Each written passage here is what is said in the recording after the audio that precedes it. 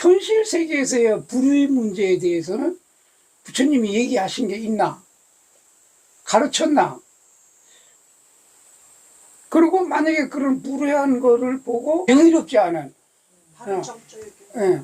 그러니까 팔정도에 의해서 뭐 너희들이 이렇게 수행해라, 너희들이 이렇게 하지만 어떤 사회적인 불의한 거에 대해서 나 개인들이 어떻게 대처하라고 하는 거를 남편이 집에 부처님이 저는 지방에 와 있는데 가르침이 있나, 이런 질문을 하고 싶은데. 제가 경전은 이미 불의 안에서 어쨌든 이 고가 나오기 때문에 개인의 탐진치가 모이고 그것을 행하면 결국은 그런 상황이 되는 거잖아요.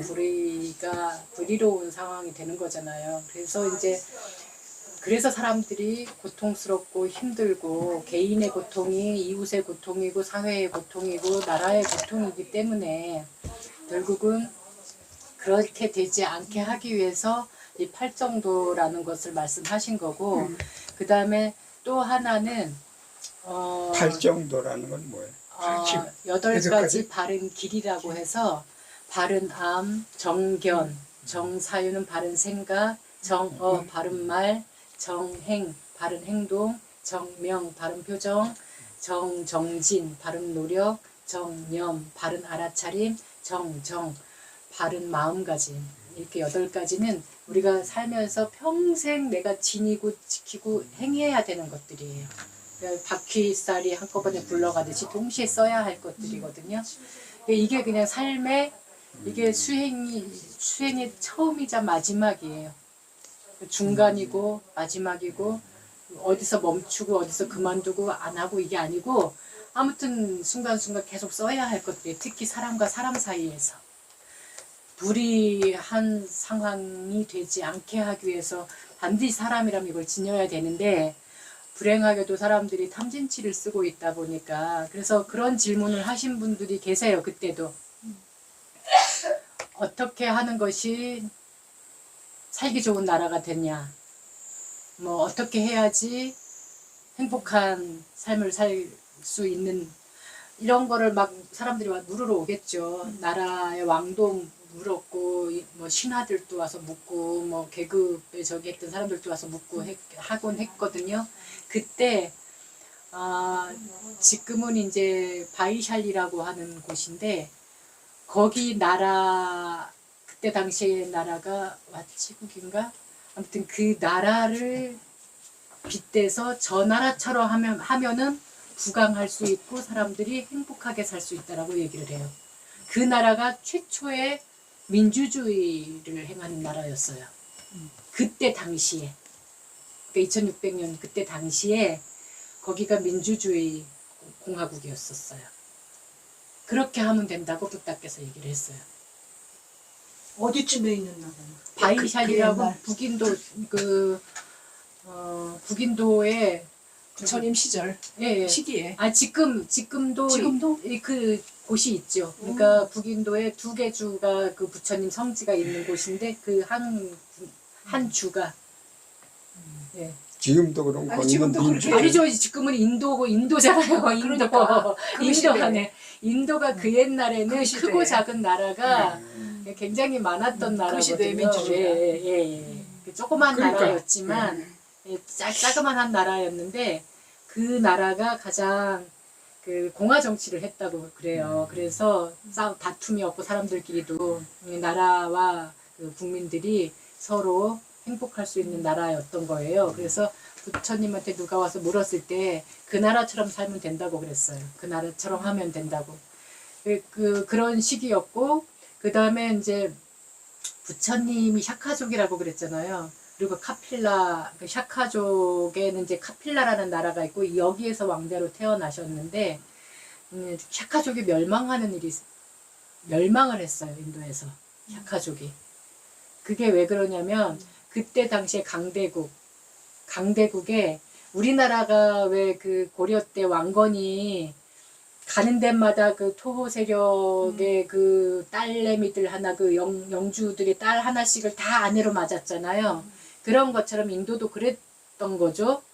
그래서 이 샤카족의 작은 나라의 왕한테 그 왕공주, 그 왕국의 공주를 시집 보내라고 한 거예요. 근데 이 샤카족이 좀 거만한 민족이었다고 해요. 예. 그래가지고 저 나라는 땅덩어리는 크지만 하는 짓은 쌍놈이야 라고 생각해가지고 공주를 안 보내고 시녀를 공주로 둔갑시켜서 보내요. 근데 여기가 그 계급 문화가 너무 저기 했다고 그랬잖아요. 이 그 둔갑시켜서 시녀가 가서 아들을 낳았어요. 근데 그 애가 클 때까지도 외갓집을 안 가는 거야. 다른 왕자들은 막 다 외갓 그 나라로 가는데 갔다 오고 그러는데 여기는 안 가는 거야. 부르지도 않는 거야. 그래서 이제 이 애가 자꾸 물어요. 우리는 왜 외갓집에 안 가? 외갓 나라에 안 가?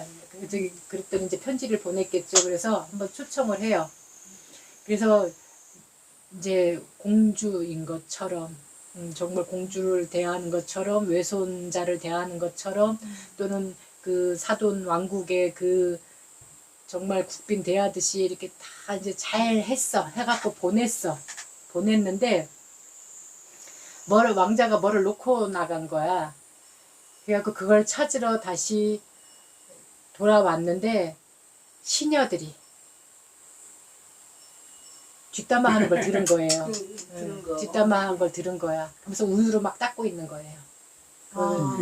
그들이 지나가고 안고 막 있었던 머물렀던 데를 막 우유로 닦으면서 이제 막 뒷담화하는 걸 들은 거예요. 이 왕자가 이 얘기를 듣고 복수의 칼날을 갈아요. 내가 왕위에 오르면 반드시 멸망시키리라. 그래가지고 모욕을 줬다 이거죠. 그래서 왕이 되고 정말 물리치러 들어와요. 이 나라를. 네, 나라를 멸망시키러 오는데 그 소문을 들은 부탁께서 이 떼약볕 아래 한낮에는 막 35도 40도 되는 이 떼약볕 아래 나가서 앉아 계시는 길 한가운데 군대가 쳐들어오는 길목 한가운데 가서 앉아 계세요. 거기는 이제 수행자 특히 붓다를 갖다가 존경하고 우러르는 문화가 있기 때문에 감히 거기를 치고 못 가요. 왜 여기에 이렇게 나와 앉아 계시냐고. 그러니까 내 민족, 내 나라가 지금 바람 앞에 등불처럼 촛불처럼 이렇게 있는데 내가 어떻게 마음 편하게 있겠는가 하면서 나와 앉아 있으니까 차마 못 쳐들어가고 물러가요. 그러기를 또 한 번 하고 세 번째까지 했을 때 붓다께서 이거는 내가 막을 수 있는 게 아니구나. 붓다가 세 번째는 안 나가요. 그래서 쳐들어가서 그러니까 외할아버지 왕인데 말하자면 외할아버지인데 그 왕이 뭐 완전히 막 다 그냥 막 몰살시키고 있으니까 외할아버지 그 왕이 잠깐만 시간 좀 달라고 내가 이 연못에 들어갔다가 숨을 못 참고 나올 동안만이라도 그 시간 안에 도망간 사람들은 놔줘라. 아이고. 네. 그래서 뭐 숨에 노인네가 들어가서 뭐 얼마나 참겠는가 싶어가지고 그러라고 그랬어요. 그런데 왕이 연못에 뛰어들어갔는데 안 올라와. 그래갖고 그때 다 도망갔던 사람이 오늘날에 남아있는 샤카족들이에요. 근데 그냥 샤카라고 하면은 그래도 죽이니까 우리의 그 고려 왕자를 못 썼던 그래서 거기다 점 하나 찍고 옥이라고 그러고 이거 하나 쓰고 전이라고 하고 이렇게 성질이 바뀌었잖아요. 그런 것처럼 왕씨가 지금 없어졌잖아요. 그런 것처럼 이 샤카족도 나는 갈대 샤카야. 나는 보리 샤카야. 이렇게 앞에 뭘 하나씩 붙이는 거예요. 그래서 지금까지 그 샤카족이 네팔과 인도에 남아 있어요 아직. 그래서 하도 안 떠올라서 들어가 봤더니 머리를 나무 뿌리에다가 묶어 놓은 거예요. 그랬다고 해요. 그래서 부처님이 네 종족을 지키기 위해서 그렇게 했고 붓다께서는 2번이나 그걸 막으셨었고 3번을 막았대나 2번을 아무튼 세 번째 쳐들어왔을 때는 아무튼 그렇게 해서 오늘날 막 뭐 스님들이 왜 정치에 참여하느냐, 뭐 왜 스님들이 수행이나 하지 공부나 하지 왜 나란 일에 참견을 하느냐 하는데 그 잘못된 말이에요. 부처님은 하셨어요. 이렇게 참여하셨어요. 제가 이해하기는 그런 말씀인 것 같아요. 그런 불의에 네. 내가 네. 어떻게 행하고 네. 말하고 예. 팔정도. 할 정도를 아니 그거는 개인 저거고 음. 그 이제 팔정도는 부처님의 가르침. 우리가 개인이 그러니까 개인이 예. 아니라 아까 제가 분명히 말씀드린 개인의 고통이고 내 가족의 고통이고 이웃의 고통이고 사회의 고통이고 나라의 고통이기 때문에 이걸 해야 된다라는 거지. 아니 내 그러니까 개인만의 어떤 평온을 위해서 하라는 게 아니에요. 아니 그러니까 그게 예, 이제 사람 세상. 결국 그게 이제 개인이 그런 수행을 해서 그러면 그 불의한 사회가 있을 수가 없어요. 없어요. 예, 네. 그러니까 근데 불행하게도 예, 참진치를 그렇죠. 우리가 예. 쫓아간다고. 그렇죠. 그러니까 달걀이 먼저냐 닭이 먼저냐는 이런 논리로 갈 수가 있는데 제가 얘기하는 건 이제 그런 얘기는 불교 그러면 깨달음의 종교. 그래서 열심히 좌우전 자기를 닦아서 그래서 불교는 그 자력 종교라고 하잖아요. 자기 스스로. 기독교는 타력 종교 하나님의 능력에 의해서. 그런데 제가 아무리 들어도 부처님이 어떤 그런 불의한 데서 어떤 부처님의 가르침 중에 사회적으로 그런 사회에서 사회적으로 어떻게 가는 방향이 옳은지에 대한 거는 들은 기억이 없어서 있었나 하고 오늘 질문을 이제 근데 공복이가 될 만한 곳을 이렇게 예를 들어서 말씀을 예, 그렇죠. 해주신 거예요. 그러니까 예. 지금 아까 스님이 얘기했듯이 지금 뭐 기독교도 마찬가지인데 분명히 이 사회가 썩었어. 이게 곧마 터지기 직전이야.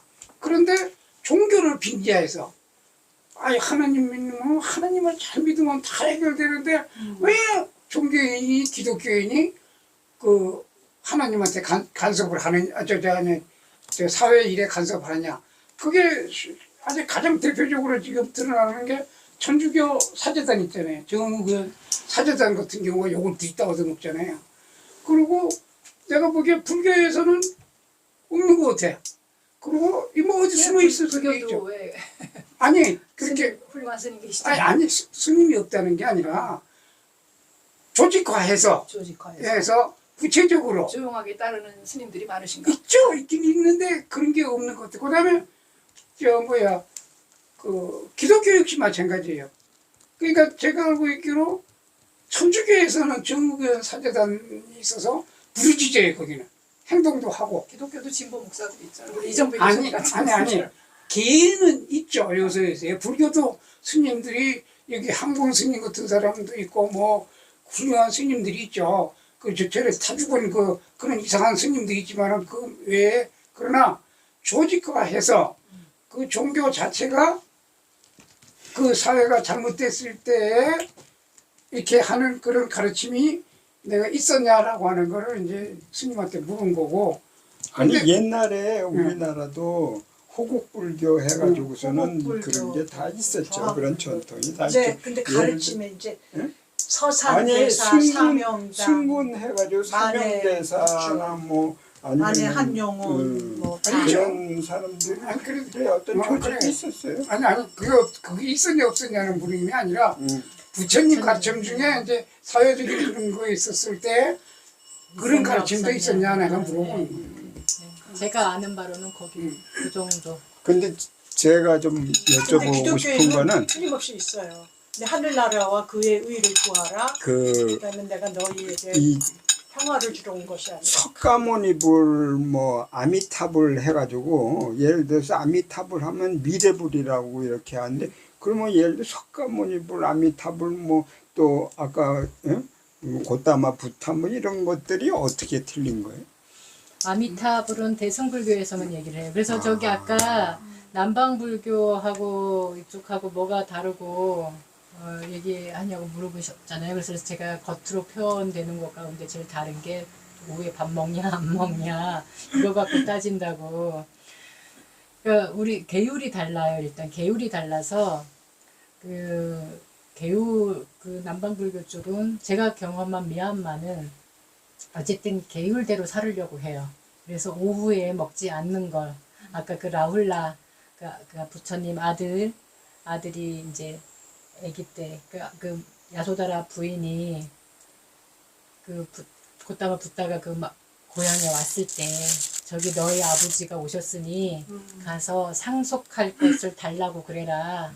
상속 받아라 그랬더니 부처님이 우리 집안의 상속은 이렇게 밥 빌어 먹어 다니면서 법을 공부하는 거다.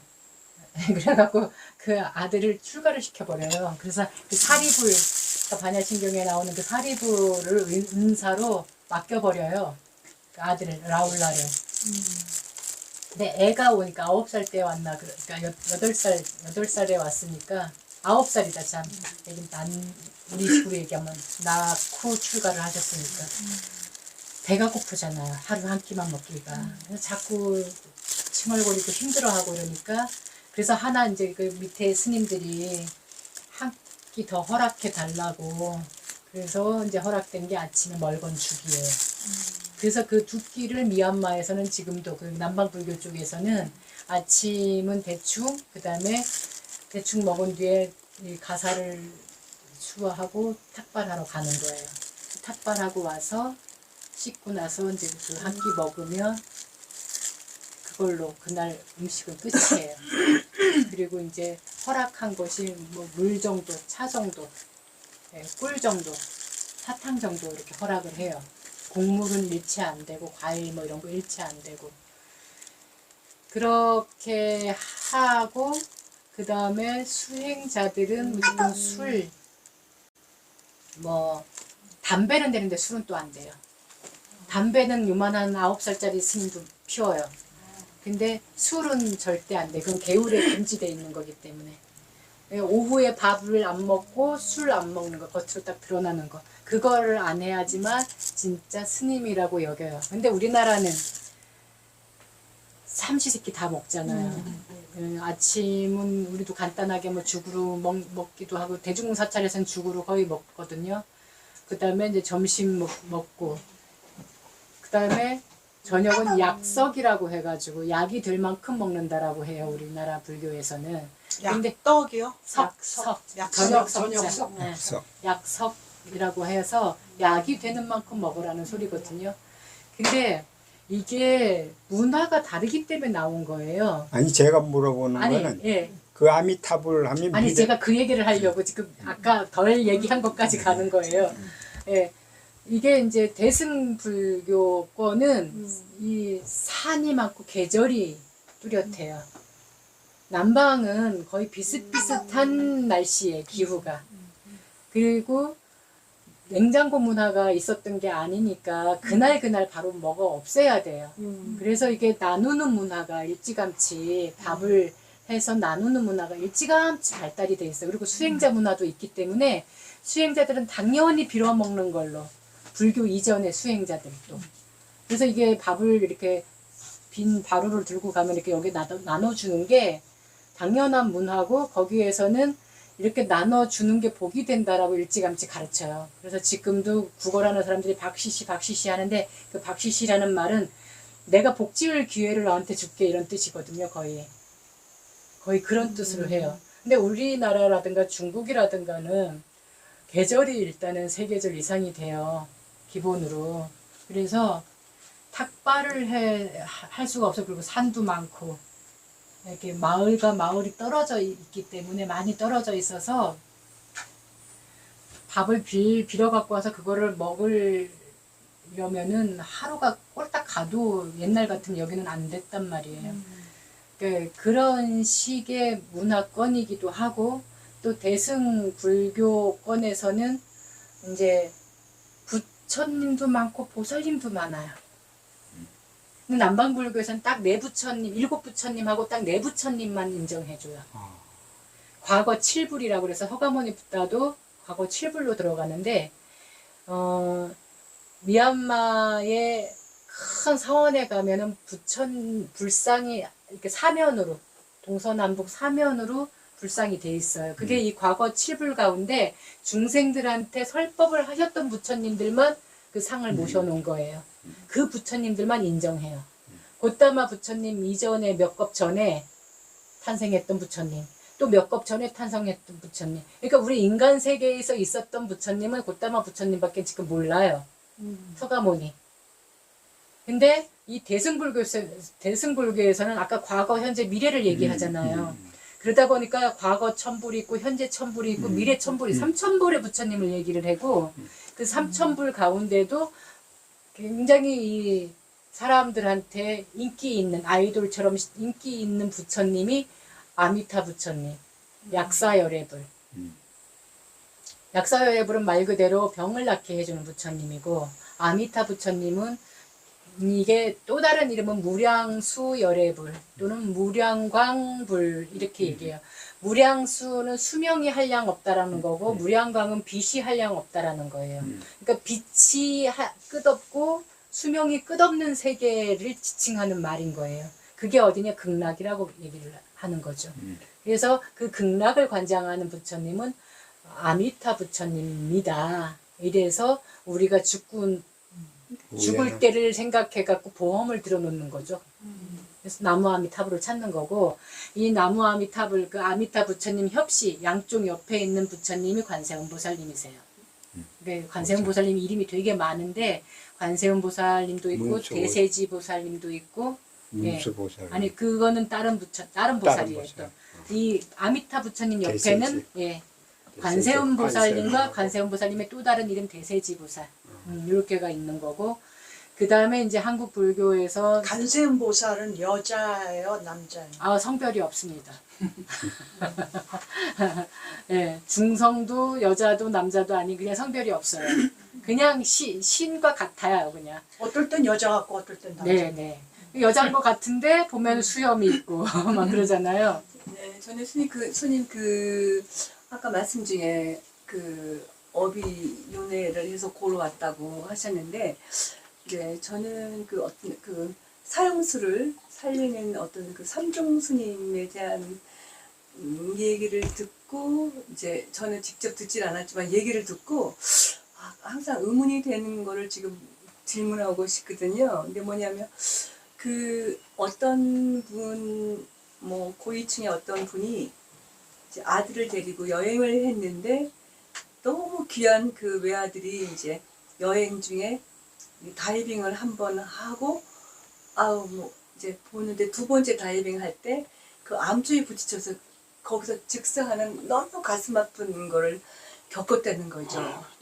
그 너무 가슴 아파서 이러고 있는데 지금 아까 스님이 말씀해 주신 대로 이렇게 갑자기 그 자기가 하고 굉장히 그 업이 있던 그 아주 그런 상대의 그 얼굴이 탁 나타났다는 거예요. 그 사람 얼굴에. 그럴 수가 있는가. 그래서 나의 원수가 네가 내 아들로 태어나서 이렇게 왔구나. 이렇게 생각을 해서 그 아들에 대한 그런 가슴 아픈 거를 내가 지금 업 때문에 그 내 아들로 와서 내 앞에서 그렇게 가슴 아픈 행동을 했다고 잊어버리고 산다는 거예요. 그래서 그 말을 듣고 너무 이해가 안 돼서 이해가 안 되는데 지금 말씀 중에 업이 윤회를 해서 고로 왔다는데 조금 아까 내가 들은 얘기도 그런 건가. 제가 불교 교리에 너무 깊이를 모르기 때문에 그 생각이 또 한번 여쭤보는 거예요. 정말 그럴 수가 있는가? 그 사람 얼굴이 그렇게 자기 그 업된 얼굴이 나타날 수가 있는가? 제가 또 두 가지 관점으로 얘기를 할게요. 그냥 현대 과학이나 현대 마음 심리 작용으로 심리 작용의 관점으로 보면 무의식에 내가 그 사람을 살인할 정도로 아주 해친 거라면 해친 정도의 거라면 내 무의식에 굉장한 당한 사람만 트라우마가 있는 게 아니거든요. 내장돼 있었던 내가 해코지를 한 경우에도 나한테 트라우마가 있는 거거든요. 5.18 때 그 시민군에 있었던 사람만 트라우마가 있는 게 아니라 그때 당시에 그 특공대 공수부대 그때 있던 군인들도 트라우마가 있다고 하거든요. 내가 찌르고 죽이고 했던 정신 차리고 보니까 그러니까 그 순간은 야차의 아까 지금 야차의 업을 짓고 짐승의 업을 짓고 있는 순간이었기 때문에 탐진치 이게 내가 욕심으로 성냄으로 하지 않아서 또 어리석음 때문에 한 거고 군인의 신분이었기 때문에 하는 거예요. 거부하지 못했기 때문에 예, 거부할 용기가 없었기 때문에 했는데 본인한테도 그게 트라우마가 된 거죠. 할 때는 막 이게 제정신이 아닌 상태에서 막 해고 났는데 정신 차려놓고 보니까 내가 사람을 죽인 거잖아요. 그러니까 그게 얼마나 내 심리 작용에 큰 영향을 주었을까. 평상시 때는 뭐 일이라든가 또는 막 이성으로 또는 막 선행으로 뭐 또는 어떤 가족의 행복을 보면서 누르고 억누르고 어느 정도 이렇게 다스리면서 살았다 하지만 절체절명의 순간 내 목숨이 막 위급한 상황이라든가 그런 경험은 했다는 얘기는 아마 들어보셨을 거예요. 사람이 죽으려고 내가 죽을 뻔한 순간 정말 찰나의 순간 내 일생이 탁 지나간다고 하거든요. 내 일생이 파노라마처럼 정말 탁 지나간대. 내가 어떤 죽음의 위기에 닥쳤을 순간에. 그 사람 그 속단이 그 생각을 자기가 내가 지금 업으로 인한 그 상대의 업이 지나가서 네, 그렇게 해석을 하는 거죠. 자기가 내가 가장 아끼고 자기 합리 아니 그러니까 자기 합리한지 정말로 치유의 방법이기도 하고요. 그게. 그러니까 아들이 한 자기 합리. 아들을 예. 정말 아들은 내가 내 소중한- 아들로 와서 내 앞에서 죽었구나. 예. 이렇게 생각을 했다는 게 근데 그게 이제 그렇게 이해를 하거나 그렇게 해석을 해서 그게 이제 또 다른 관점을 얘기하려고 제가 네, 지금 네, 얘기하는 두 가지 거예요. 아까 말씀. 예. 네. 심리 작용으로 보는 건 이제 그런 그런 거죠. 거고. 이게 내가 어떤 상황이 왔을 때 그 순간이 떠오르면서 내가 그런 죄를 지었기 때문에 지금 이 과보를 받는구나 라고 심리 작용에서는 볼 수가 있는 거죠. 그러고 이게 그렇게 작용할 수 있도록 또 뒷받침해준 정서와 문화가 있어요. 이게 이제 뭐냐면 아까 얘기했던 그 업의 바다, 이 고해, 이 고통의 바다에 이 업이 돌고 도는 우리가 막 전생에도 태어나고 또 내 생에 어딘가로 또 태어날지 모르는 이 윤회의 그 논리로 보면 그리고 그게 있다고 또는 그것을 봤다고 그게 사실이라고 주장하는 사람들도 많아요. 전 세계에. 꼭 불자가 아니어도 기독교인이 됐던 이슬람이 됐던 많아요. 왜냐하면 서양을 막론하고 죽음 체험을 임사 체험한 분들 있고 내가 어디 갔다 왔다라는 얘기 하잖아요. 예. 그 영화도 있고 우리나라에서도 전생을 기억하는 사람들이 막 있고 또는 최면수를 하는 분야잖아요. 학문의 분야잖아요. 그 최면이라는 게. 그래서 이 최면을 몸이 너무너무 많이 아프고 병원에 가면 뚜렷한 병명도 없고 이상하게 시름시름 자꾸 아프고 여기 아파서 병원 가서 남으면 딴 데가 또 튀어져 나와서 아프고 막 이런 그래서 최면 치료를 알 수 없는 신기 많고 예, 신기도 있지만은 그래서 최면 치료를 해봤더니 내가 이 세상에 오기 몇 생 전에 만났던 악연의 영가가 들어와 있는 거죠. 그 귀신, 영혼, 그 악연의 영혼이 나한테 와가지고 나를 괴롭히는 거죠.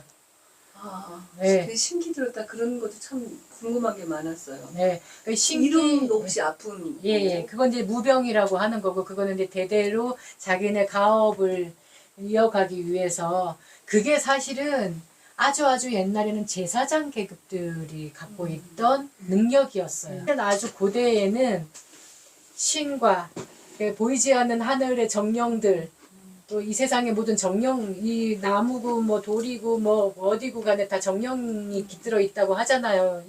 그 아메리칸 원주민들도 그렇고 아무튼 그 원시 부족들은 다 그런 능력이 있는 사람들이 추장을 하거나 또는 존경을 받거나 했단 말이에요. 우리나라도 옛날에는 그랬다는 거죠. 제사장 계급이 분명히 있었고 그 제사장 계급은 남들이 듣지 못하는 남들이 보지 못하는 세계를 보고 전하는 역할을 했어요. 근데 지금은 그게 탐진치 어떤 우리의 욕심과 욕망에 그게 무뎌지고 물러지고 그 본연의 뭐 능력들이 사라졌다고는 해요. 그나마 조금씩 이어가는 게 이제 무속인들인 거예요. 그 무병으로 그게 나타나는 거예요. 라고 얘기를 해요. 그러는데 어쨌든 그런 문화 속에서 우리 또 살았어요. 저도 어렸을 때 저희 할머니나 어머니나 이런 분들로부터 들은 옛날 얘기가 항상 인과응보. 예, 그렇죠. 예, 인과응보가 그런 거잖아요. 전생에 모여가지고 어떻게 되었고 뭐 원한을 지어가지고 이 가문에서 뭐 이러고 여기 저 오대산 상원사 말고 원주 상원사고 또 있어요. 그게 전설 고향에 까치가 댕댕 그거 했다는 그런 식으로 뭐 은혜를 갚아서 뭐 했고 그 은혜를 갚기 전에 그 구렁이는 전생에 또 뭐였고 막 이렇게 해갖고 삼생까지 막 오는 옛날 얘기라든가 저희도 하다못해 천도제를 지내는 이유에 대해서 공부를 할 때 그 수륙제라든가 천도제 이런 게 당나라 황제 당나라 때 황제 가운데 어느 날 그 구렁이가 나타나가지고 꿈에 이제 나타나가지고 몸을 막 감는 거죠. 이 황제의 몸을 막 휘감아서 죽이려고 해요. 그래서 이제 꿈에서도 내가 황제라는 그 의식이 가득 차 있기 때문에 감히 무엄하게도 이 미물이 어디 황제의 몸을 이제 이렇게 하느냐고 막 야단을 쳤는데 이 구렁이가 스르르 변하더니 가장 아끼고 사랑했던 그러니까 후궁이었던 거예요. 네, 그러니까 우리 식으로 하면 뭐 무슨 무슨 뭐 그러니까 그 왕비긴 왕비인데 후궁. 예, 그러니까 후궁이었다 올라간 왕비였던 거예요. 근데 이제 하도 이제 독살스럽고 막 이렇게 못된 짓을 이제 많이 하다가 죽어가지고 구렁이 몸을 받은 거야. 죽어서 구렁이 몸을 받아가지고 자기가 그 구렁이 몸에서 벗어나고 싶은 거예요. 그 벗어나려면 누군가가 대신 이렇게 천도를 시켜줘야 되는 거야. 그래서 황제한테 내 몸 좀 이 흉측한 이 몰골 좀 벗어나게 해달라고 꿈에 나타나서 부탁을 하는 거예요. 구렁이 몸으로 나타나가지고. 그래서 근데 너무나 자기가 했던 짓을 정말 눈에 본듯이 막 얘기를 하니까 이 황제가 믿고는 정말 천도제를 지내줘요. 그랬더니 또 그날 밤 꿈에 나타나서 덕분에 제가 이 몸을 벗고 갈 수 있게 됐다고 인사를 하더라는 거예요. 그런 뭐 예를 들고 또는 뭐 국사 이제 우리 불교에서는 참회하는 기도법이 하나 있어요. 자비수참이라는 기도법이 있는데 그 기도법을 왜 만들었는지 그 참회하면서 하는 기도법을 왜 만들었는지 또 그 기원을 갖다 이렇게 해놓은 게 있는데 거기에 이제 그 한 나라의 국사 이야기가 나와요. 네, 그 국사가 되기 전에 이게 이제 이제 막 출가한 지 얼마 안 되는 젊은 승려였을 때 이제 지금도 우리 한국 불교는 안거철인데 안거라는 말은 3개월 동안 절 문 밖을 안 나가고 한 곳에 모여서 수행하는 기간을 안거라고 그래요. 그 인도 부처님 당시 때부터 있었던 얘기인데 그거는 이제 잠깐 차치해 두고 일단 그 안거 동안에 전국에 있는 승려들이 이 선원에서 내가 공부를 좀 해야지 하고 이렇게 오는 거예요. 전국에 여러 절들에 흩어져 있던 스님들이 오는데 아주 남루하고 아주 꾀죄죄하고 아주 보잘것없는 노인 스님이 이제 노승이 이제 온 거예요. 이렇게 다 모인 3개월을 날려면 이렇게 소임을 하나씩 맡아요. 누구는 불을 떼고 누구는 밥을 하고 누구는 반찬을 만들고 누구는 국을 만들고 누구는 청소를 하고 누구는 뭐 나무를 해오고 막 이런 식으로 하는데 노스님이 있을 경우에는 이제 시봉하는 소임도 있는데 아무도 그 스님을 시봉하려고 하지 않는 거예요. 모시려고 하지를 않는 거예요. 너무 남루해서. 네. 그냥 보기에도 막 그렇고 그냥 뭐 이렇게 하찮아 보이는 거예요. 그러니까 아무도 그 스님을 보려고 하지 않는 거야. 그런데 그때 한 스님이 자기가 나서서 제가 모시겠습니다 해가지고 이 스님을 지극하게 잘 모셨어. 그러니까 이 스님이 떠날 때 이제 그 안거가 끝나고 나면 떠나거든요. 그 떠날 때 고맙다고 하면서 나중에 몸이 아프거나 좀 많이 안 좋을 때면은 어느 산에 어디를 찾아와라 자기를 찾아와라 하고 떠나요. 근데 이 스님이 아플 일이 없었어. 별로 아플 일도 없고 뭐 그래서 까맣게 입고 살았어 이 스님은. 그 노스님은 까맣게 입고 이제 살았는데 나이가 어느 정도 들면서 하도 훌륭하게 잘 살으니까 나라의 국사로 추대가 되는 거예요. 나라의 스승으로 추대가 돼가지고 국사 생활을 하는데 보니까 뭐 날마다 비단 옷에 이거 먹을 것도 막 풍부하고 막 가는 데마다 막 사람들이 떠받들고 막 이러잖아요. 그래서 그냥 뭐 그냥 당연하다 생각하고 그렇게 사는데 어느 날부터 허벅지 안쪽에 종기가 나기 시작하는 거예요. 너무 기름지게 먹어. 그죠? 지금 우리가 볼 땐 그러잖아요. 종기가 나기 시작하는 거예요. 근데 이것이 점점 크면서 입이 생기고 사람 얼굴 모양이 되는 거야. 그래서 그 책에는 인면창이라고 해요. 사람 얼굴을 한 창, 종기라는 거죠. 인면창이 점점 커지더니 나중에는 밥을 달라고 그러는 거야. 그래갖고 이 스님이 이제 먹을 때마다 밥까지 나눠 떠먹여 줘야 되는 거야. 아기가 거기 안에. 그래갖고 자꾸 이제 자꾸 커져 가는데 고통스러운 거예요. 이제는 막 옷도 입을 수가 없고 걷지를 못하는 거죠. 이게 점점 커지니까 얼마나 고통스럽겠어요. 그냥 요만한 종기 하나 나는 것도 우리는 막 몹시 아픈데 이게 얼굴만하게 이렇게 커져가지고 하니까 이 옷을 제대로 입을 수가 있나 앉을 수가 있기를 하나 걸을 수가 있나 아무튼 생활이 너무너무 이제 힘들고 아픈 거야. 너무너무 아픈데 어느 날 이렇게 예경을 하다가 그 노스님이 부뚝 생각이 나는 거예요. 그래서 그 노스님을 찾아갔어. 갔더니 정말 그 노스님이 거기 계시는 거예요. 그러더니 올 줄 알았네. 그러더니 저 밑에 어디에 샘이 있는데 그 샘에 가서 그 종기를 그 창을 씻으라고. 그래갖고 이제 시키는 대로 샘에 가갖고 창을 씻고 있는데 난리를 치는 거야. 이 창이 막 아주 죽겠다고 막 난리를 치는 거예요. 그래도 계속 이제 씻었더니 잠깐만 그러는 거예요. 그래서 이제 잠깐 멈췄더니 그 창이 알았다고 내가 가겠다고. 자네와 나는 아주 옛날 전생에 아주 먼 전생에 친구였대요. 근데 어느 나라에 뭐 좌의정 우의정 할 정도로 그런 그 같은 동급의 신하였기도 했는데 어느 때에 이 어떤 공을 갖다 가로채느라고 가로챈 뒤에 얘를 죽인 거야 친구를. 그러니까 이 친구가 너무 그게 억울하고 분해가지고 그 복수를 하려고 이 쫓아다녔는데 갈 때마다 새로 태어날 때마다 너무 잘 사는 거야. 너무 잘 살아갖고 그 원수를 못 갖고 또 다음 생으로 오고 또 다음 생으로 오고 몇 생을 따라온 거예요. 몇 생을 따라왔는데 드디어 국사가 되더니 네가 틈을 보여서 내가 원수를 갚을 기회를 얻어서 너를 죽이려고 들어갔는데 네가 또 그 노스님이 잘 시공한 그 공덕으로 네가 나를 죽이는구나. 그래서 이제는 이거를 회원을 하자 풀자.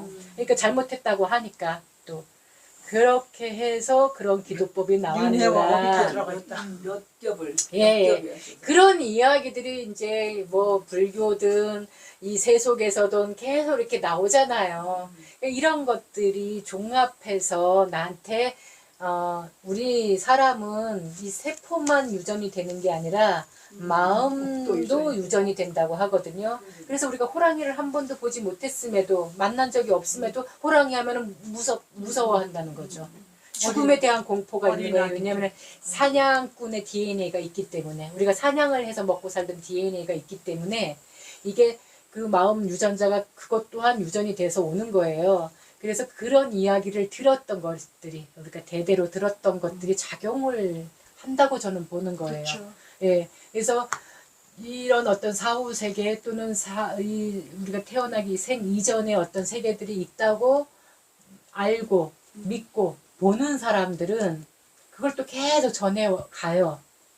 그렇지만 믿지도 않고 나는 못 봤으니까 나는 안 들렸으니까 안 보였으니까 나는 몰라 그런 거 그딴 거 몰라 무시한다고 해도 무시하고 산다고 해도 우리 안에는 그런 것들이 작용한다는 거죠.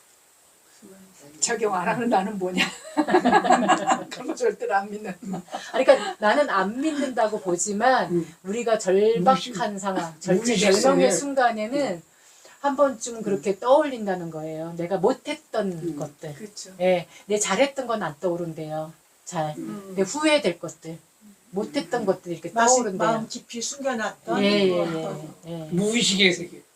이런 것들을 우리가 교육받은 그 효과, 영향, 작용. 그분은 굉장히 세상을 단순하고 편히 낙관적으로 사시는 분이야. 어떻게 자기 아들을 원수의 응. 현실이라고. 그러니까 그거를 그렇게 해야 근데 자기가 살 그렇게 수 있어. 가르치기도 해요. 그렇게 실제 해야 불교에서 그런 말 하시는 스님들도 있어요. 그래야 살 수가 있거든. 고위층의 그 아들을 기르는 분이 이제 그 사형수 살인 삼종 스님한테 그 얘기를 할 때 이제 지금 말씀대로 그렇게 업이 윤회해서 말씀대로 이렇게 고로 올 수 있다 그렇게 얘기를 들려줬다 그 얘기하는데 이제 똑같은 말씀하시길래 그럴 수도 있는 거구나. 제가 재밌는 얘기 하나 더 해드릴게요. 네. 옛날 얘기 스님들이 이런 같아. 얘기 되게 많이 하세요. 네. 부부는 전생에 원수가 만났다. 네, 네. 자식은 철천지 원수가 만났다. 뭐 이런 얘기까지 부부는 해요. 그냥 원수고 자식은 철천지 원수고. 왜냐하면 그러면 내리사랑이라고 해서 지어버리는 자식을 거예요. 더 아끼잖아요. 근데 그 아끼는 자식이 한날 한시에 몽땅 죽는다고 생각해 보세요. 그러니까. 예, 그런 거에 관련된 또 이 윤회설이 있어요. 이 네. 불교에는 이제 윤회 업보설이 책이 아예 따로 있어요. 그러니까 뭐 근간에 있었던 일까지도 나와. 또 하나는 이건 그 우리나라 그 스님들의 가사 종단은 제일 큰 종단이 조계종이라는 종단이 있고 그다음에 태고종이라는 종단이 네. 있어요. 그다음에 천태종이라는 종단이 있고 최초에는 두 개 종단이 양대 종단이었다가 지금은 이제 천태종이 더 이제 큰 종단으로 부각이 됐고 천태종과 태고종은 가사가 같아요. 그리고 조계종과 그 다음에 군소 종단들이 또 같은 가사예요. 이 조계종의 가사는 60년대 이후에 만들어진 가사고 이 태고종과 천태종이 있는 가사는 중국으로부터 들어온 가사예요. 그러니까 빨간 빛깔은 황제나 스님만 쓸 수 있는 빛깔이에요. 그래서 이 중국의 그 스님들도 빨간 가사를 하거든, 홍가사를 하거든요. 근데 우리나라 태고종 홍가사에는 귀퉁이에 사대 천왕이 있고, 그 다음에 등 쪽에 삼조고, 그러니까 세 발 달린 까마귀 네. 그린 자수가 있고, 그 다음에 밑에는 토끼 자수가 있어요. 토끼 모양이 자수가 되어 있는데, 이게 이제 조선 시대로 거슬러 가는데, 조선시대 때 사냥을 아주 이게 활을 잘 쏘는 사냥 말 타고 나서 사냥 놀이를 잘 하는 이게 아주 명수인데 아내가 자꾸 어디를 가는 거야. 근데 조선시대는 저 배불 정책이었다고 했잖아요. 자꾸 어디를 가는 거야.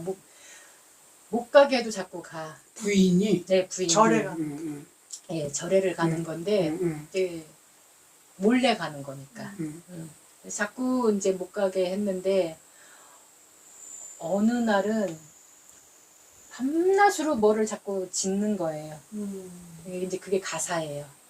옛날 우리나라 전통 가사는 앞으로 한 땀 뒤로 세 땀 해가지고 이렇게 손으로 다 누벼가지고 이 구퉁이에다가 이쪽 구퉁이에다가 콩 하나를 넣으면 이게 옛날에는 이게 논밭의 수로를 형상화하는 거고 복밭 복이 되는 밭이라고 이 가사는 복이 되는 사람들의 복이 되는 밭이다. 이래서 그걸 형상화한 거예요. 그래서 물길이 막힘이 없이 갈 수 있게 이렇게 다 뚫어놓은 거예요. 그거는 정말 하루 낮에만 밤에는 촛불 켜놓고 하지만 촛불이 없는 사람들은 낮에만 지으면 한 달이 걸려요. 하나를 짓는데. 근데 이제 이 아내가 그냥 밤낮으로 촛불까지 켜놓고 뭐를 하더니 또 가는 거예요. 그래서 불러도 그냥 그렇게 가는 거야. 안 들리는지 하고 활로 쏘았어. 아이고. 분명히 맞았는데 또 가는 거야. 또 한 발을 쐈어. 그래도 가는 거예요. 그래서 따라 가보니까 어느 절에를 가는 거야. 그 절에 큰 법회가 있는데 가사 공양을 하는 날인 거예요. 스님들한테 마지막 날 이 그러니까 안거 끝나는 마지막 날에는 스님들한테 옷을 이렇게 공양 올리는 날이 있거든요. 가사 공양을 올리는 거예요. 근데 분명히 내가 화살로 쐈는데 이 아내가 죽지를 않고 명수였는데 이 분명히 여기 심장 쪽을 쐈는데 그래서 저 끝에 가서 이제 앉아서 이렇게 그 두려움만 반, 이상한 거 반, 내가 뭐에 홀렸나 하는 만 반 이렇게 해갖고 이제 거기 앉아서 보는데 자기 아내가 가사를 갖다 올리는 거야. 그게 너무 이상한데 아무튼 뭔가 통 맞은 것 같은 뭔가가 이게 찌릿찌릿한 게 이상해지는 거죠. 그래서 스님한테 얘기를 한 거야. 그러니까 스님이 이제 부른 거야. 그거 이상한 사냥꾼 그 활통을 들고 온 사람이 있으니까. 그러니까 이제 자초증을 물어보니까 내가 분명히 우리 아내가 쌌는데 여기를 오는 도중에 내가 질투심에 눈이 멀어. 쐈는데 분명히 맞았는데 여기까지 걸어왔다. 이상하다. 내가 지금 뭐에 홀렸는지 모르겠다. 막 그리고 그래서 그 부인이 올린 가사를 펼쳐보니까 구멍이 2개가 나 있는 거야. 그 자리에. 딱 그 심장 쏘는 자리쯤에. 그러니까 가사가 부처님의 불은 가피로 살았다는. 그래서 이제 거기 그 구멍 난 곳을 메꾸기 위해서 메꿨는데 이 삼조고는 까마귀 나라의 왕이에요. 다리가 3개인 왕은 까마귀 나라의 왕이에요. 근데 이 까마귀 나라의 왕비가 어느 날 죽을 병에 걸렸어. 그래서 맨날 이제 근데 이 왕은 이제 이 왕비가 죽으면 어떻게 하나 하고 막 간호를 하는데 소원이 뭐냐고 하니까 임금님 수라를 좀 먹고 싶다 그러는 거예요. 인간 세계의 왕의 이 밥상의 음식을 좀 먹고 싶다고 하는 거예요. 그래갖고 이 까마귀 나라 왕이 이제 이 왕궁의 수라간에서 이제 이 수라가 나갈 때마다 와가지고 물고 가는 거야. 그러니까 이제 그걸 못 올리잖아요. 우리가 볼 때 미물인데 저기 와갖고 이제 해집어 놓고 갔으니까 못 올려. 그래서 밥대에 밥이 못 들어가니까 또 왕이 진노를 할 거 아니에요. 자초지종을 이제 얘기를 한 거예요. 이게 이렇게 나오다가 까마귀가 와서 그래서 어느 날은 까마귀를 잡아라 이렇게 된 거예요. 잡아놓고 너무 기가 막혀서 아니 이 미물 따위가 말이야 어디 감히 임금님의 수라상을 갖다가 그 회방을 놓는가 싶어가지고 자초지종이나 한번 들어보자. 옛날에는 말이 통했대요. 그래서 물어보니 자기 왕비가 그렇게 죽을 병에 걸렸는데 소원이 이거를 먹으면 나을 것 같다 해서 제가 무례하게 이렇게 하였노라 하면서 용서해 주십시오 하니까 니는 인간보다 낫다 이래가 이제 부처님의 전생 모습이 까마귀 왕이었다는 거죠. 그 다음에 또 하나는 토끼는 이제 그게 부처님의 전생이었다는 거예요. 그래서 그 2개를 그 가사에다가 그 화살 구멍에다가 그걸로 이제 막았어요. 화살 네, 그게 가사 우리 그 태고종의 가사 유래예요. 근데 여기서 끝나는 게 아니라 여기서 끝나는 게 아니라 어느 마을에 뭐 아기가 태어났는데 주먹을 꼭 쥐고 태어난 거예요. 머스매가 태어났는데 꼭 쥐고 태어났는데 그거를 강제로 펴서 보니까 이름이 써 있는 거예요. 김대성이라고 이름이 써져 있는 거예요. 그래갖고 이상하다. 희한하다. 이런 사람이 진짜 살았는지 한번 이런 사람이 있는지 한번 찾아보라고. 김대성이라는 이거 뭐 필히 무슨 사연이 있다. 산부인과 의사? 곡절이 있다. 이래가지고 이제 그 수소문을 해봤더니 이웃 마을에 아까 그 가사 그 부인 가사 갖고 산으로 가던 그 부인을 쏜 사람 이름이 김대성이었던 거예요. 그러고 나서 얼마 안 있다가 죽어서 이런 부처님의 은혜가 아니라 부처님의 위신력이 이런 게 있다라는 걸 세상에 알리고자 그 이웃 마을에 다시 태어났는데 그 이름을 갖고 태어나온 거예요. 이 이름을. 그래서 아직 여기 부모님도 살아있고 여기 새로 태어난 집에 또 부모님 있잖아요. 그래서 2 집안을 왔다 갔다 했다는 전설이 있어요. 근데 아까 그 삼조고 있잖아요. 예. 다리 3개 달린 까마귀. 까마귀는 고대로부터 나온 사실 상징인 거예요. 그러네. 중국에도 그 신화가 있고 우리나라의 그러니까 삼종호 있지. 우리나라의 전통 사상이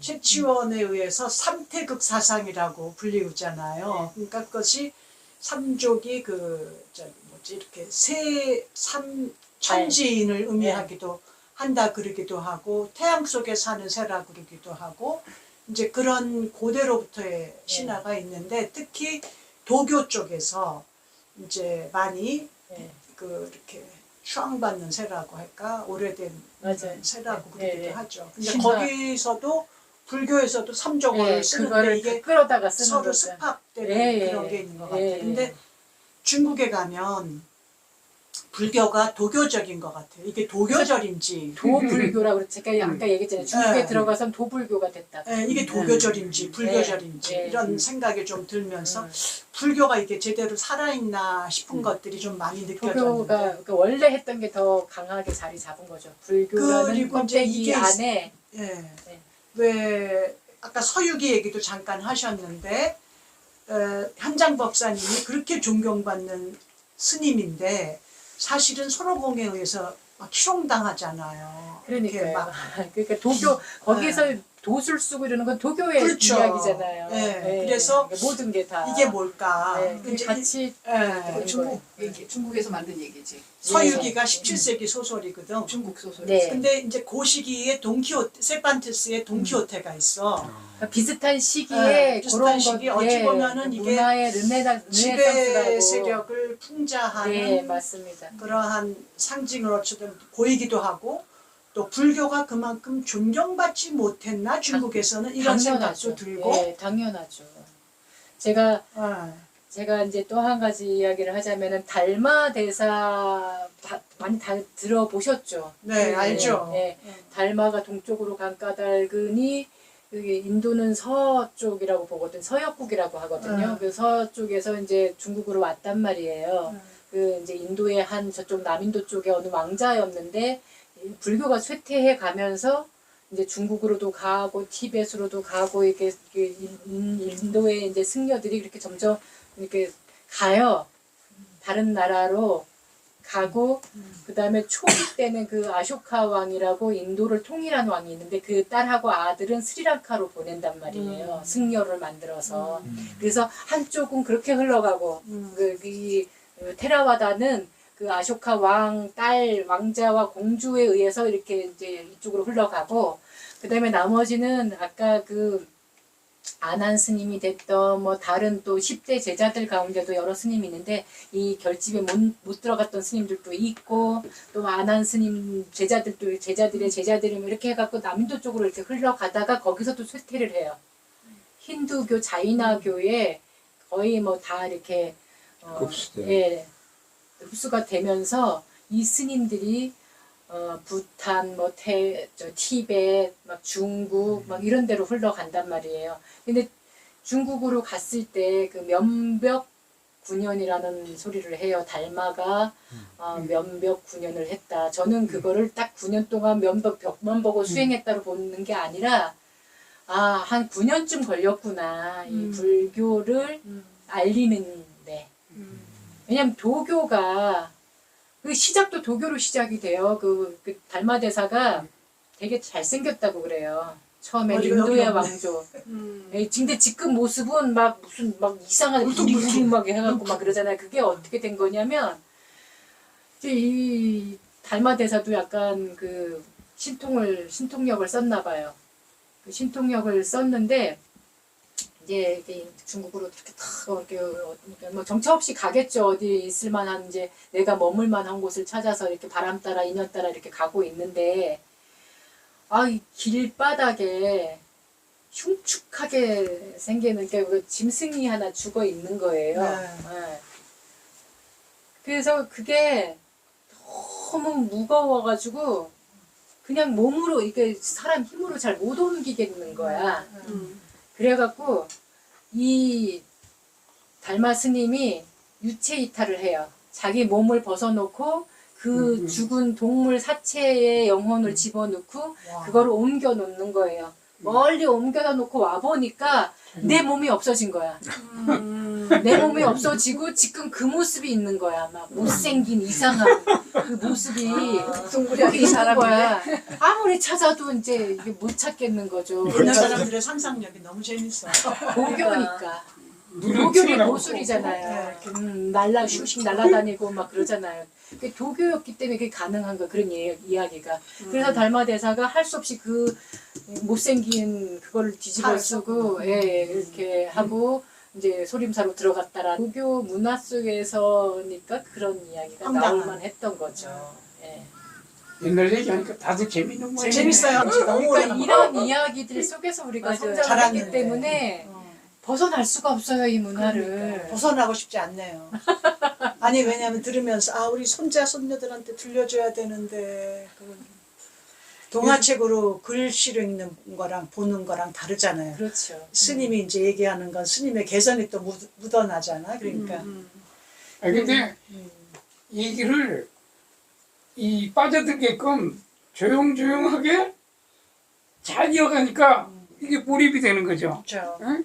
같은 얘기를 재미없게 하면 사람 냄새가 우리 이제 다섯도 보면은 동양 사상의 매력이 나는 사실 다섯을 조금 공부하고 많이 편안해졌어요. 제가 기독교 문화 속에서 자랐고 한국에 많이 퍼져 있던 그런 무속이라든가 이런 거는 굉장히 두려워하고 불교 사천왕도 무서워하던 문화예요, 말하자면. 그래서 내가 스스로 한국 문화에 깊이 일부러 여행을 떠나듯이 뭐 이제 이렇게 간 거야. 한국 문화 속으로 걸어 들어가서 이제 많이. 근데 다석을 보면서 야, 하나님을 이렇게 한국의 유불선 사상의 언어 속에서 우리가 받아들여서 아직까지 내려왔다면 이런 서양 문화, 나같이 서양 문화하고 이런 이렇게 이제 있는 문화하고의 충돌과 갈등이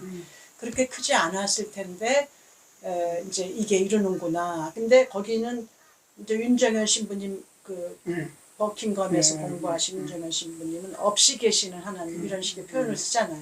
이거 되게 도교적인 거잖아요. 노장 사상하고 닮아 있잖아요. 근데 인도의 불교에는 이렇게 파라독스칼한 것을 통합시켜내는 언어나 언어 체계가 있는가 불교에. 근데 이 도교에는 그게 있는 것 같아요. 근데 불교는 어때요? 불교 뭐 팔만대장경 어쩌고 저쩌고 금강경 화엄. 근데 이게 재밌는 게 네. 이제 이렇게 경전도 그 옛날에는 우리 지금 한국 불교는 제가 자꾸 이렇게 어디 불교 하고 이렇게 이름을 지어서 부르는 이유가 있어요. 문화하고. 왜냐면 불교가 다 불교라는 이름만 같지 낱말만 같지 문화도 다르고 예. 어떤 인식하는 것도 다르고 쓰고 있는 텍스트도 너무 다른 거예요. 남방불교 쪽에서는 아비달마 우리 한국 불교에서 아비달마라고 하는 그 아비달마만을 가지고 텍스트 삼아요. 그게 뭐예요? 공부? 마음을 아주 이렇게 낱낱이 쪼개놓은 거예요. 그러니까 이게 한 요만한 두께의 책이 있는데 요건 제목만 그 아비담마의 제목만 다 뽑아놓은 거예요. 요것만 먼저 외우고 시작을 해요. 요만한 그 사미승들이 7, 8살, 9살짜리 그들이 이제 절에 들어와서 배우는 게 가장 먼저 배우는 게 요 아비담마 제목을 다 외우는 거예요. 외우고 난 뒤에 이제 나중에 이제 조금씩 커지면은 그 아비담마의 내용을 배우는 거예요. 그게 이제 논장이에요. 그건 경장이 아니라. 네. 그러니까 분명히 불교면은 부처님 말씀을 먼저 배워야 되는 거잖아요. 근데 논장을 먼저 배운다고. 붓다고사의 청정도론이라든가 아비담마 논을 먼저 배우는 거예요. 근데 또 우리나라는 대승불교라 그래가지고 또 마찬가지로 우리 지금 스님들이 출가를 하면 강원에서 기본으로 배우는 4년 동안 배우는 그 교재가 다 중국 1700년 전에 중국 스님들이 써놓은 거 갖고 배우는 거예요. 예, 아니 경도 아니죠. 논도 있고 그 대승경전만에 따로 있는데 처음에는 초발심, 그러니까 초발심 작용문이라고 해갖고 개초심 확인문, 발심 수행자, 작용문 이렇게 세 가지 짧은 글이 있어요. 그게 이제 스님들은 공동체 생활할 때 이제 법규 같은 게 그 안에 다 들어있고 또는 선이 왜 중요한지 선 수행이 왜 중요한지 뭐 이런 것들로 짤막하게 들어있는 그거를 이제 처음에 1년 차일 때는 그거를 배워요. 그 다음에 이제 계율, 3위계라고 해서 10가지 계율이 있어요. 그거를 배워요. 그 다음에 이제 2년 차 들어가면 그 옛날 중국 스님들이 썼던 우리 식으로 지금 얘기하면은 뭐 논문이라고도 할 수 있고 뭐 레포트 그냥 그 하나의 그런 짤막짤막한 글들을 갖고 쓰고 또는 스님과 스님이 주고받은 편지, 또 스님과 스님 어머니가 주고받은 편지, 스님과 뭐 왕이 주고받은 편지라는 식의 그런 것들을 갖고 또 2년 차에서는 배워요. 그리고 이제 그 중국 불교 역사 속에 그 뭐 파들 어떤 스님은 뭐를 주장했고 어떤 스님은 뭐를 주장했고 하는 것들 그 2년 차에 그런 거 배우고 3년 차 들어가서 이제 경전을 배우는 거예요. 그것도 대승경전만. 네, 뭐 왕각경이니 능엄경이니 뭐 이런 그 경전을 그 차에서 또 배우고 마지막에 이제 금강경, 화엄경 뭐 이런 걸 배우는데 그러니까 지금 21세기 시대고 옛날에는 또 한국 불교는 의식 불교에서 제일 뭐 불공을 하던 천도제를 지내던 기본으로 하는 게 천수경이라는 그 경전을 막 하고 있는데 거기에는 신묘장구 대단안이라고 하는 그게 뭐 산스크리트어로 된 것을 음역한 그 말 우리말도 아니고 저기 말도 아닌 그것을 다라니 또는 주문 이런 걸로 그걸 또 막 외우는 거를 했어요. 그걸 딸딸딸 외워야 돼. 무조건 뭐 불공할 때나 49제 뭐 천도제 때 무조건 하는 거니까 무조건 딸딸딸딸 외워야 되는데 그 뜻은 몰라. 나모라 다나다라야야 나마갈려 바로기자 세바라야 모지라 이런 거를 하는데 이 뜻을 몰라야 돼. 왜 몰라야 돼요? 하면은 다란이나 주문은 진어는 뜻을 해석하면은 안 된다. 이런 거예요. 그래서 그런 줄 알았어요. 근데 비행기가 오가든 20세기, 21세기가 되니까 인도로 유학 가서 산스크리트어를 배우고 저기로 가서 빨리어를 배우고 하니까 이게 다 해석이 되는 거예요. 이게 무슨 말인지 해석해놓고 보니까 불교 불자도 안 들어가 있는 거예요 거기에. 불교 불자도 안 들어가 있고 다 인도 신들을 찬탄한 내용. 인도에 있는 지금 뭐 시바신이라든가 뭐 이런 신들을 다 찬탄한 거예요. 아, 찬탄. 예, 찬양. 찬송가, 예, 찬송가. 예.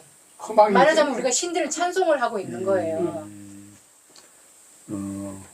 그런 게 지금 이제 어떻게 된 거죠? 그냥 방언이야? 왜 그러지? 일종의 방언이야. 제가 아까 뜻도 얘기했잖아요. 모르고. 이게 인도 불교는 부처님 돌아가시고 곧바로 힌두 불교가 돼요. 바라문의 불교. 바라문들이 뿌리가 약해지면서 힌두는 만신의 종교거든요. 한 사람이 여러 신을 동시에 모셔도 되고, 여러 신을 동시에 믿어도 되고, 제사장, 그 브라만 계급 가문에서 아들 하나는 무조건 제사장을 만들어야 돼요. 그리고 이게 거기서 나오는 문화라는 거죠. 인도 바라문들의 문화예요. 이 요령 흔드는 문화는. 그럼 만신들, 우리나라 무당들은 그거는 우리나라 전통. 전통 종교야. 보석 종교. 이 박물이 이게 아니잖아요. 거기는 박물이잖아요. 동글동글한 방. 네.